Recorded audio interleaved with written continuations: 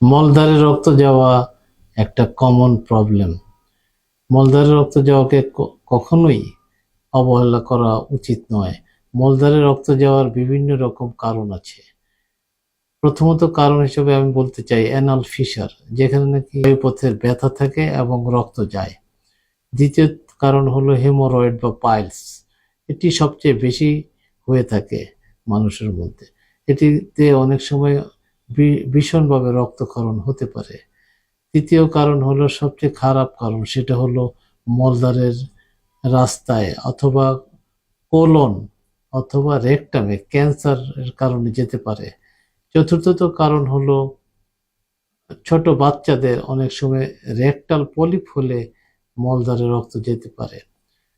সুতরাং মলদ্বারে রক্ত যাওয়াকে অবহেলা না করে আমরা সচেতন হই এবং এ ব্যাপারে চিকিৎসা নেওয়ার জন্য যথাযথ ডাক্তারের শরণাপন্ন হই এবং আমরা এর চিকিৎসা নিয়ে থাকি। যদি মলদ্বারের রক্ত যাওয়া সমস্যা আপনাদের থেকে থাকে, তাহলে আপনারা অবশ্যই বিশেষজ্ঞ ডাক্তারের পরামর্শ ও চিকিৎসা সেবা নেবেন, আশা করি।